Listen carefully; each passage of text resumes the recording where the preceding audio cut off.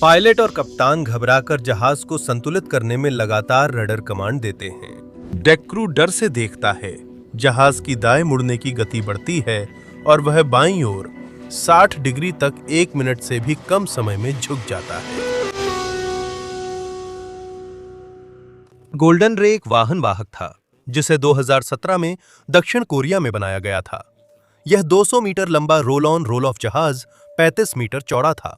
इसे मार्शल द्वीप गणराज्य के झंडे के तहत पंजीकृत था और उसी के झंडे तले संचालित होता था, क्योंकि वह कर व्यवस्था अनुकूल था और संचालन में ज्यादा स्वतंत्रता थी। ये एक सिंगल डीजल इंजन से चलता था, जिससे इसकी सेवा गति 19.5 नॉट्स थी और ये 7,400 से अधिक वाहनों को ले जा सकता था। इस पर 23 क्रू मेंबर तैनात थे। गोल्डन रे में 15 डेक थे, जिनमें से 12 बंद वाहन भंडारण डेक थे, जबकि बाकी डेक पर ब्रिज, क्रू के रहने की जगह, लोडिंग रैंप और दरवाजे, सीढ़ियां और मूरिंग स्टेशन रणनीतिक रूप से लगाए गए थे।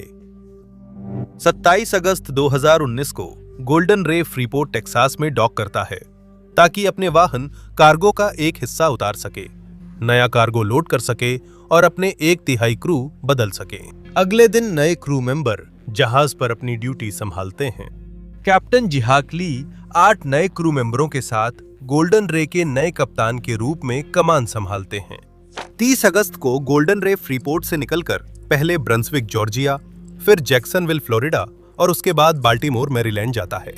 फ्रीपोर्ट से रवाना होते ही जहाज के lease holder Hyundai Globus company limited captain Lee को बताते हैं कि हरिकेन डोरियन फ्लोरिडा के पूर्वी तट के साथ उत्तर की ओर बढ़ रहा है। तूफान से निपटने व जहाज को स्थिर रखने के लिए कैप्टन ली मुख्य अधिकारी को अतिरिक्त बैलास्ट भरने को कहते हैं। मुख्य अभियंता जहाज के बैलास्ट टैंकों में 1,500 टन समुद्री पानी भरते हैं। गोल्डन रे फिर 1 से 3 सितंबर तक फ्लोरिडा के की वेस्ट तट के पास तूफान के गुजरने का इंतजार करता है, जिससे हरिकेन निकल सके। 3 सितंबर को लीज होल्डर कप्तान ली को ब्रंसविक की जगह जैक्सनविल जाकर माल उतारने और लादने का निर्देश देता है। जैक्सनविल बंदरगाह में प्रवेश करने के लिए मुख्य अधिकारी 1,500 टन समुद्री पानी का बैलास्ट निकालते हैं ताकि गोल्डन रे का ड्राफ्ट 9.4 मीटर से कम हो सके। जहाज का ड्राफ्ट जलरेखा के नीचे की गहराई है। 7 सितंबर को गोल्डन रे जैक्सनविल से ब्रंसविक के लिए रवाना होता है।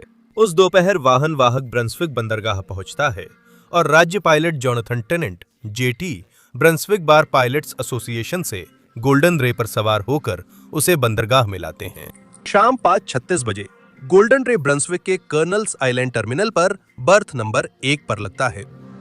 तट के कर्मचारी और चालक दल स्टर्न रैंप से वाहनों को उतारते और लादते हैं। गोल्डन रे पर कुल 4,161 वाहन मौजूद हैं। मुख्य अधिकारी सुनिश्चित करते हैं कि सभी वाहन प्रीलोड प्लान के अनुसार ठीक से और सुरक्षित रखे जाएं। 23:30 बजे तक चालक दल ने माल संचालन पूरा किया और मुख्य अधिकारी गोल्डन रे के प्रस्थान की तैयारी पर नजर रखते हैं। जहाज में बाईं ओर 0.42 डिग्री की हल्की झुकाव है। चूंकि उनके ईंधन टैंक भरे हुए हैं, इसलिए ये अतिरिक्त बैलास्ट पानी नहीं लेता है। इसके बजाय वे बैलास्ट टैंकों के पानी का उपयोग कर 8 टन पानी पोर्ट साइड से स्टारबोर्ड टैंक में भेजते हैं, जिससे स्टारबोर्ड की ओर 0.03 डिग्री झुकाव आता है। ब्रंसविक बंदरगाह में पायलट की 24 घंटे की ड्यूटी होती है, जिसमें वही पायलट जहाज को अंदर लाने और कार्गो ऑपरेशन के बाद बाहर ले जाने की जिम्मेदारी निभाता है। क्रू पायलटों से परिचित होते हैं और पायलट जहाज से परिचित होता है। 8 सितंबर की आधी रात के ठीक बाद जेटी गोल्डन रे पर सवार होते हैं। वो ब्रिज की ओर जाते हैं, जहां उन्हें कप्तान ली मिलते हैं। उनके साथ नेविगेशन के प्रभारी सेकंड ऑफिसर, जहाज को चलाने वाले क्वार्टर मास्टर और एक कैडेट जो प्रशिक्षण में है मौजूद होते हैं। मास्टर पायलट ब्रीफिंग के दौरान जेटी नोट करते हैं कि जहाज का ड्राफ्ट 9.4 मीटर है, जो पिछले दिन के प्रवेश के समय जितना ही है, लेकिन चूंकि ये अभी भी 11 मीटर गहरे चैनल में 0.9 मीटर की आवश्यक न्यूनतम अंडरकील क्लियरेंस को पूरा करता है, इसलिए वो इसे नजरअंदाज कर देते हैं। जेटी प्रस्थान से पहले टैबलेट से जांच करते हैं, जो नेविगेशन चार्ट और स्वचालित पहचान प्रणाली देता है। इंटरफेस, जो गोल्डन रे और अन्य आसपास के जहाजों के लिए दिशा, गति और मुड़ने की दरें साथ ही ज्वारीय प्रवाह और पानी की गहराई की जानकारी दिखाता है। मौसम अच्छा है, आंशिक रूप से बादल हैं, दृश्यता 10 मील तक है और 4 नॉट की हल्की हवा चल रही है। पायलट टक डोरोथी मोरन की मदद से गोल्डन रे को बर्थ से हटाकर बंदरगाह की ओर ले जाना शुरू करता है। रात 1 बजे गोल्डन रे टर्टल नदी के लोअर रेंज में 6 नॉट की रफ्तार से बाहर बढ़ता है। डोरोथी मोरन उसके साथ रहती है और जरूरत पड़ने पर मदद करती है। गोल्डन रे बाहर जा रहा था। उसी वक्त एक अन्य वाहन वाहक जहाज एमरल्ड एस चैनल में प्रवेश कर रहा था और जहाज की कमान ब्रंसविक बंदरगाह के एक अन्य पायलट के हाथ में थी। दोनों पायलट रेडियो पर बात कर तय करते हैं कि दोनों जहाज सेंट साइमन साउंड के प्लांटेशन क्रीक रेंज पर आधे रास्ते में मिलेंगे। ये पायलटों के लिए सामान्य अभ्यास है क्योंकि यहाँ जलमार्ग सबसे चौड़ा है और जहाज पार हो सकते हैं। जैसे ही गोल्डन रे 0108 बजे सिडनी लैनियर ब्रिज के नीचे से गुजरता है, डोरोथी मोरन इनबाउंड एमरल्ड एस का इंतजार करने के लिए रुक जाता है ताकि उसे मार्गदर्शन और सहायता दे सके। गोल्डन रे ब्रंसविक पॉइंट कट रेंज में 113 डिग्री के मार्ग पर बाहर की ओर बढ़ता है। कैप्टन ली अपने क्रू को डेक 5 पर पोर्ट साइड का पायलट दरवाजा खोलने का आदेश देते हैं। जैसे ही वे सी बॉय पर ब्रंसविक बंदरगाह के बाहर पहुंचेंगे, पायलट जहाज छोड़ देगा। Pilot door hydraulic watertight hatch होते हैं जो जहाज के किनारे पर 2.1 मीटर ऊंचे और 2.1 मीटर चौड़े होते हैं। ये गोल्डन रे में कुल 13 वाटरटाइट हैच और 17 वाटरटाइट डोर में से एक है। पोर्ट साइड पायलट डोर खोले जाने की निगरानी करने के बाद चीफ ऑफिसर स्टेट रूम चले जाते हैं। क्रू अपने काम में व्यस्त रहते हैं और जब जहाज बाहर की ओर बढ़ रहा होता है, दरवाजा खुला छोड़ देते हैं। 22 मिनट बाद गोल्डन रे सीडर हैमॉक रेंज पहुंचता है और पायलट पोर्ट की ओर 20 डिग्री का बाया टर्न लेने को कहता है। 0128 बजे पायलट फिर से जेकिल आइलैंड रेंज में प्रवेश करने के लिए बाईं ओर 20 डिग्री मोड़ का आदेश देता है। जब गोल्डन रे वाइडनर 11 पर दाईं ओर मुड़ने के करीब पहुंचता है, जेटी हेडिंग को 044 डिग्री पर 12.9 नॉट्स की गति से समायोजित करता है। वाइडनर चैनल में मोड़ होता है जिससे जहाजों को आसानी से मोड़ने के लिए ज्यादा चौड़ाई मिलती है। 0136 बजे जेटी टर्न शुरू करता है और दाएं 10 डिग्री पर रडर लगाने का आदेश देता है। जैसे ही वे प्लांटेशन क्रीक रेंज में अटलांटिक महासागर की ओर प्रवेश करते हैं, हेल्म्समैन टर्न के अनुसार कार्रवाई करता है और जहाज की गति 13.3 नॉट्स कर देता है। जेटी को एहसास होता है कि टर्न बहुत धीमा है और वह स्टारबोर्ड 20 का आदेश देता है। गोल्डन रे तेजी से दाईं ओर मुड़ता है और बाईं ओर झुक जाता है। जैसे ही जहाज दाईं ओर मुड़ता है, वह बाईं ओर झुकने लगता है। जेटी तुरंत आदेश देता है कि रडर को बीच में या केंद्र में लाया जाए ताकि दाईं ओर मुड़ना धीमा या बंद हो सके। हेल्म्समैन व्हील उल्टा घुमाता है पर जहाज दाईं ओर ही मुड़ता रहता है। ब्रिज पर मौजूद सभी लोगों की हैरानी के लिए गोल्डन रे अस्थिर हो जाता है और बाईं ओर तेजी से झुकता रहता है। जेटी चिल्लाते हैं, इस चीज की मेटासेंट्रिक हाइट क्या है? मेटासेंट्रिक हाइट जहाज की वह स्थिरता होती है जो उसे झुकने या पलटने से बचाती है। जिस जहाज की स्थिरता अधिक होती है वह जल्दी अपने गुरुत्वाकर्षण केंद्र पर लौटता है। कम स्थिरता होने पर उसे सही होने में अधिक समय लगता है। जहाज के रडर को बीच में लाने पर भी प्रतिक्रिया न देने पर कप्तान ली हस्तक्षेप कर पोर्ट 10 का आदेश देते हैं जो उल्टी दिशा में है। गोल्डन रे अब भी प्रतिक्रिया नहीं देता, स्टारबोर्ड की ओर मुड़ता रहता है और खुद को सुधारने के बजाय और बाईं ओर झुकता जाता है। पायलट और मास्टर हेल्म्समैन को जल्दी जल्दी रडर कमान देते हैं। पोर्ट 20, फिर 30 सेकंड बाद हार्ड टू पोर्ट या पूरी तरह से बाईं ओर मोड़ो ताकि झुकाव को संतुलित किया जा सके और जहाज को सीधा किया जा सके। लेकिन जहाज प्रतिक्रिया नहीं देता और जहाज के हीलिंग इंडिकेटर पर झुकाव 35 डिग्री तक बढ़ जाता है, जबकि जहाज दाईं ओर घूमता रहता है।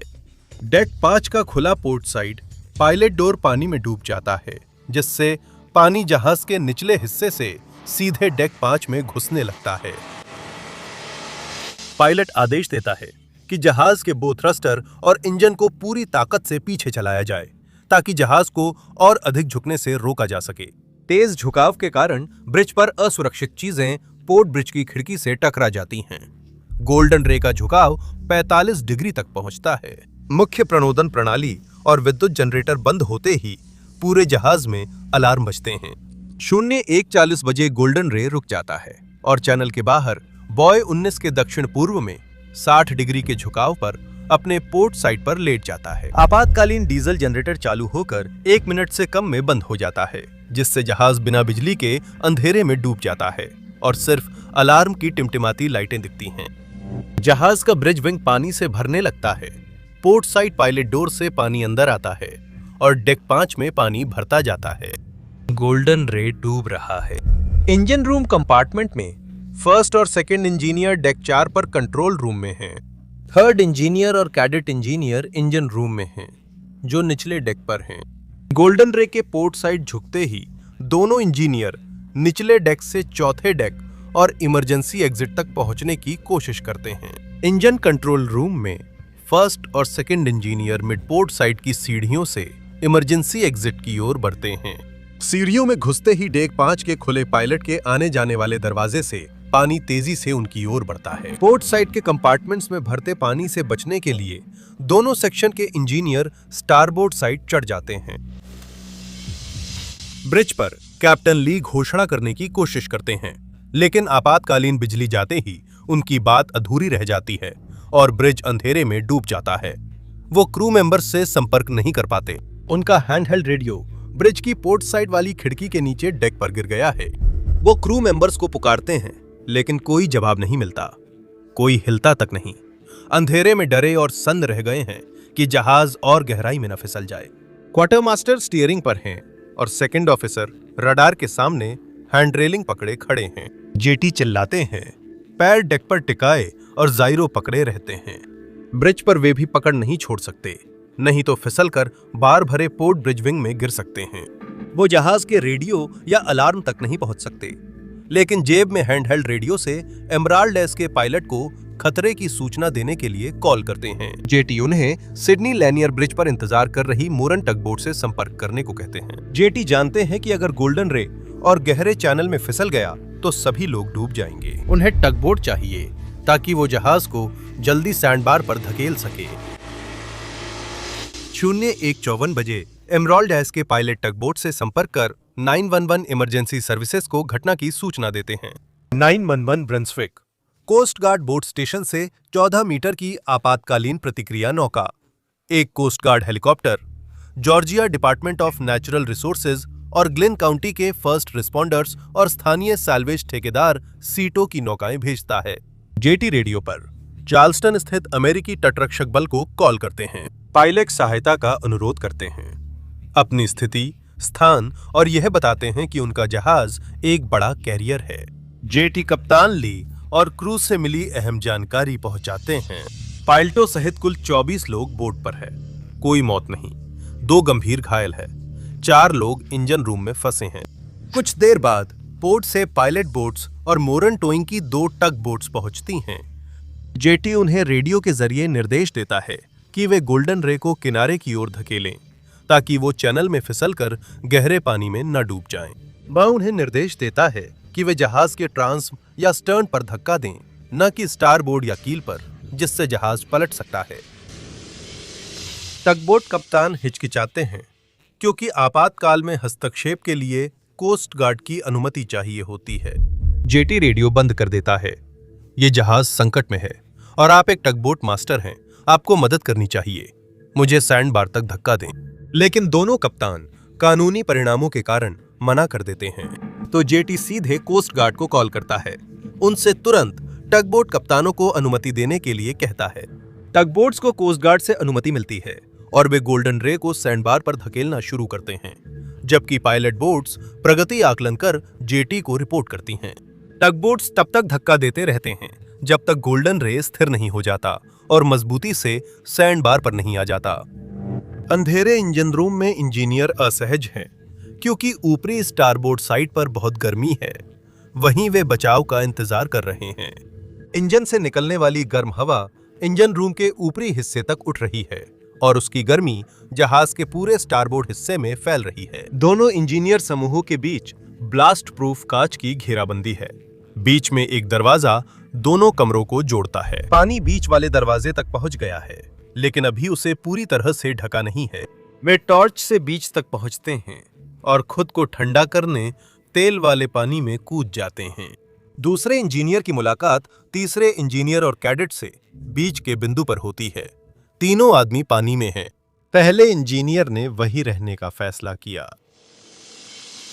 पानी बढ़ने पर डिब्बों के बीच का रास्ता डूब जाता है और पहला इंजीनियर दूसरी तरफ मौजूद अपने 3 साथियों से अलग हो जाता है। 020 5 बजे बचाव कर्मी पहुंचते हैं। अगले 1 घंटे में 11 चालक दल के सदस्य, जिनमें मास्टर और पायलट भी शामिल हैं, गोल्डन रे के ब्रिजविंग से एक फायर होज को अस्थायी रस्सी की तरह इस्तेमाल करते हुए नीचे तटरक्षक बल की रिस्पॉन्स बोट तक उतारे जाते हैं। 5 अन्य चालक दल के सदस्यों को पानी में मौजूद अन्य जहाजों द्वारा बचाया जाता है और तटरक्षक बल का हेलीकॉप्टर जहाज के स्टारबोर्ड साइड से 2 चालक दल के सदस्यों को सुरक्षित ऊपर उठा लेता है। मास्टर बचाव कर्मियों को बताते हैं कि 4 इंजीनियर इंजन रूम में फंसे हैं। 300 घंटे। एक और तटरक्षक रिस्पॉन्स बोट खोज और बचाव में मदद के लिए पहुंचती है। तटरक्षक बल ने अपनी एक रिस्पॉन्स बोट को बचाए गए चालक दल के सदस्यों को स्टेशन वापस ले जाने के लिए भेजा, जबकि दूसरी बोट बाकी बचे चालक दल की तलाश जारी रखती है। गोल्डन रे पोर्ट साइट पर लेटा है। उसके कार्गो होल्ड में रखे 4000 वाहनों में से कुछ टक्कर से हिल गए हैं, जबकि अधिकांश वाहन लैशिंग्स के सहारे लटके हैं। यात्रा कर रहे वाहनों के टैंकों में 25% से अधिक ईंधन नहीं होता, लेकिन अब वह क्षतिग्रस्त कारों से रिसने लगता है। सुबह 4:30 बजे गोल्डन रे के स्टारबोर्ड साइड से घना धुआं और लपटें उठती हैं, जिससे इंजीनियरों की तलाश धीमी हो जाती है। कार्गो होल्ड ज्वलनशील सामग्री, वाहनों में लगे टायर, प्लास्टिक और ईंधन से भरा हुआ है, जो आग को भड़काते हैं। मुख्य इंजीनियर पोर्ट ब्रिज विंग के नीचे कैबिन में फंसे हैं। वो किसी तरह खिड़की तक पहुंचते हैं और कोस्ट गार्ड की बचाव नौकाओं में से एक को देखते हैं। वे वैक्यूम क्लीनर और रेफ्रिजरेटर की एक्सटेंशन कॉर्ड बांधकर अस्थायी रस्सी बनाते हैं और उसे बचाव नौका की ओर फेंकते हैं। एक बचाव कर्मी एक्सटेंशन कॉर्ड के सिरे पर मूरिंग लाइन बांधता है। मुख्य इंजीनियर उसे ऊपर खींचते हैं और फिर उसे बांधकर नाव तक उतर जाते हैं। 06:45 बजे तक जहाज पर मौजूद कुल 20 लोगों को बचा लिया गया है और उन्हें ब्रंसविक में कोस्ट गार्ड स्टेशन लाया गया है, जहां आपातकालीन चिकित्सा सेवाओं द्वारा उनका इलाज किया जाता है और फिर उन्हें स्थानीय अस्पताल में स्थानांतरित कर दिया जाता है। मुख्य इंजीनियर बचाव कर्मियों को 4 लापता इंजीनियरों की लोकेशन और इंजन रूम का लेआउट बताते हैं। आग के कारण बचाव कर्मी भीतरी डेक में नहीं जा पा रहे हैं। पानी जहाज में लगातार भर रहा है। 09:30 बजे जहाज 90 डिग्री झुकता है और उसका ढांचा हिलता है। बचाव कर्मी गोल्डन रे के अंदर से तेज धमाकों की आवाजें सुनते हैं, क्योंकि वाहनों के बंधन टूट जाते हैं। 18:12 बजे दुर्घटना के 16 घंटे बाद बचाव कर्मी जहाज के ढांचे पर थपथपाने की आवाजें सुनते हैं। अगले दिन 9 सितंबर को आग अपने आप बुझ जाती है। कोस्ट गार्ड अन्य बचाव इकाइयों के साथ मिलकर इंजीनियरों को छुड़ाने की योजना बनाते हैं। कोल्ड कटिंग उपकरण को साइट पर लाने में 14 घंटे लगेंगे। गर्मी का मौसम है और दिन में तापमान 34 डिग्री सेल्सियस तक पहुंच जाता है। दोपहर 1 बजे बचाव कर्मी जहाज के ढांचे में 6 सेंटीमीटर का छेद करते हैं ताकि फंसे इंजीनियरों से संपर्क हो सके। जहाज के अंदर से गर्म हवा निकलती है। राहत कर्मी इसे ओवन खोलने जैसा बताते हैं। वे जहाज के ढांचे के अंदर 68 डिग्री सेल्सियस तापमान मापते हैं। तापमान बेहद खतरनाक होने के कारण राहत कर्मी कोल कटिंग उपकरण का इंतजार नहीं करते, लेकिन वे कटिंग टॉर्च का इस्तेमाल नहीं कर सकते, क्योंकि इससे जहाज के अंदर ईंधन से निकली गैसें जल सकती हैं। इसलिए वे ड्रिल का इस्तेमाल करते हैं और एक हैच काटने के लिए ढांचे में बगल 40 से ज्यादा छेद करते हैं। दोपहर 3 बजे तक राहत कर्मी ढांचे में सीढ़ी डालने लायक रास्ता बना चुके हैं। 2 इंजीनियर खुद ही बाहर निकल आते हैं, लेकिन तीसरा इतना कमजोर है कि उसे बाहर निकालकर लाना पड़ता है। राहत कर्मी कंट्रोल रूम जाते हैं, जहां पहला इंजीनियर ब्लास्ट प्रूफ कांच से घिरे हिस्से में फंसा है। डायमंड टिप वाले हैंडहेल्ड कटर का इस्तेमाल करते हुए राहत कर्मी धैर्यपूर्वक ब्लास्ट प्रूफ कांच को काटते हैं, जब तक कि वे उसमें छेद नहीं कर लेते। 17:51 बजे गोल्डन रे के ढांचे से आखिरी क्रू सदस्य बाहर निकलता है। इंजीनियरिंग क्रू के सभी सदस्य एक को छोड़कर अच्छी हालत में हैं।